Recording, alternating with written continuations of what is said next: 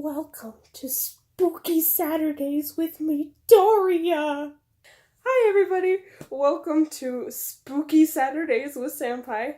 So, this is something I've wanted to do for a really, really long time. I have plenty of spooky stories for you to last forever. Hopefully later on I can get some of my friends involved so that, or because they have a lot of experience of their own, and I'm excited to share those with you too. This is something that happened when I was about 4 or 5. We lived in a house in northeastern Kansas, and I was an only child at the time, and I remember the first strange thing about the house was I would find these little hourglasses everywhere. My parents didn't know what they were, but I would always find them behind doors, and it would switch rooms every single time. So sometimes it'd be behind my parents' doors, sometimes it's behind my door. It was weird. They were everywhere.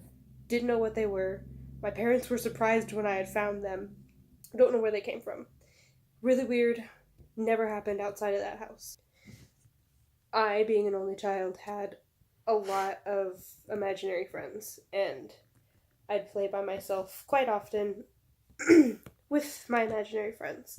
Now, this isn't the typical, my imaginary friend was a dead girl. No, they were normal, I had a little, small cat. Most of them were cats, I'm sure. I really wanted a cat.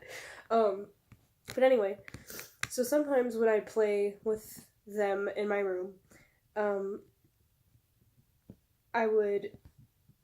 I remember it must have been a cloudy day or something, because I remember this,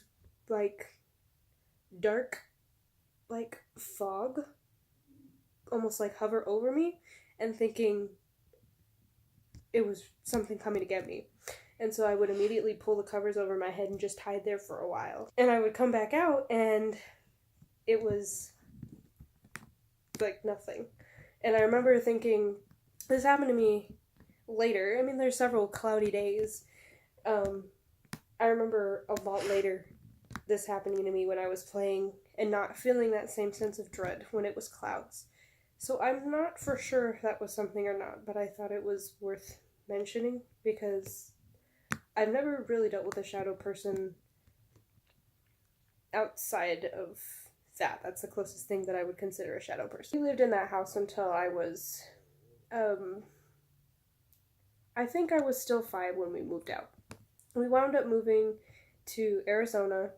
We moved to Phoenix, and we had this cute little apartment. It was really nice. It was in a real nice area. The school was nice. Everything about the area was nice.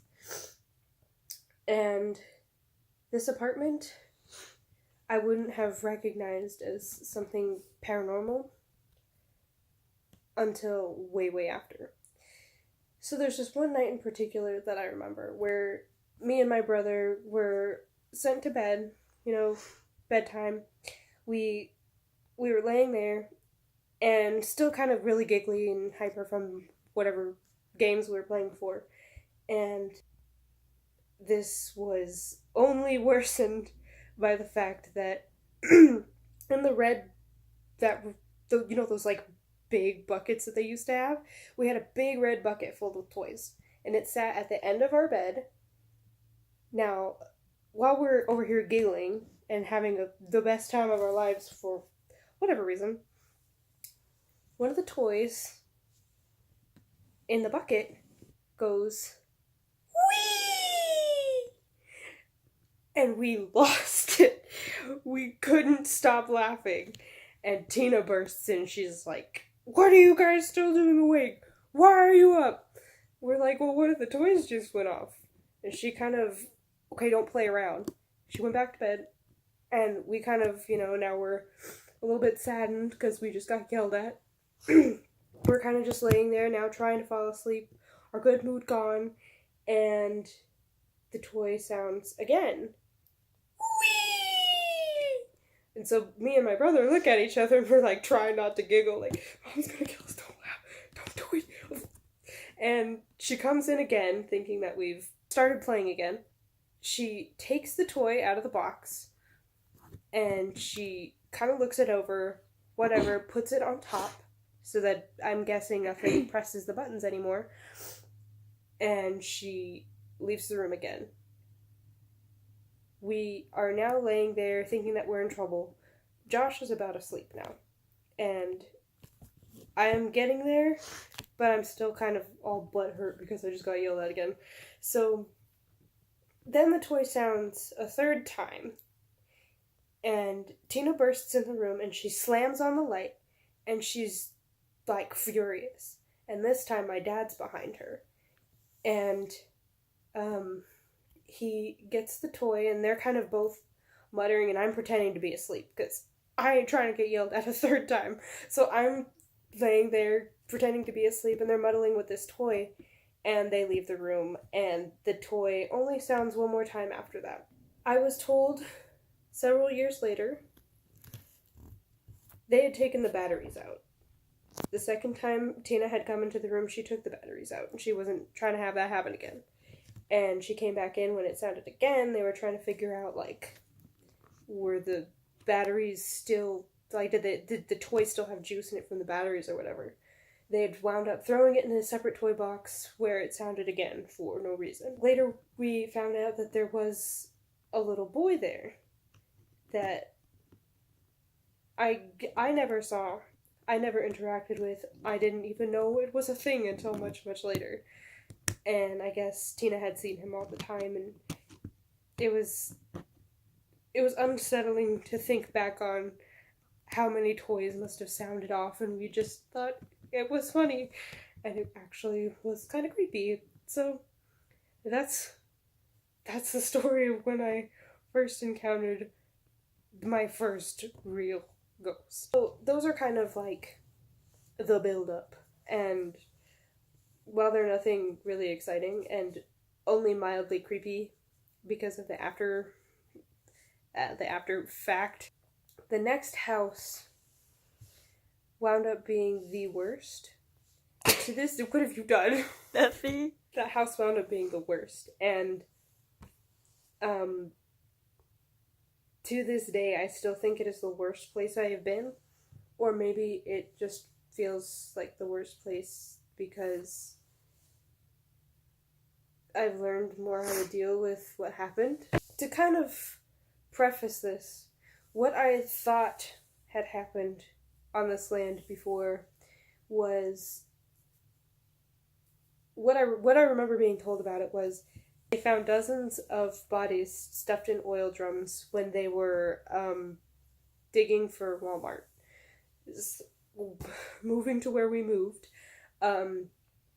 there was no grocery stores out here. We had to go to the next town. And, like, nothing was here except for houses. Well, there was stuff in downtown, but we never went over there. Like, it seemed like they were always out of stuff, or the stuff that they had wasn't that great. So, we were all psyched for this Walmart until they found those bodies.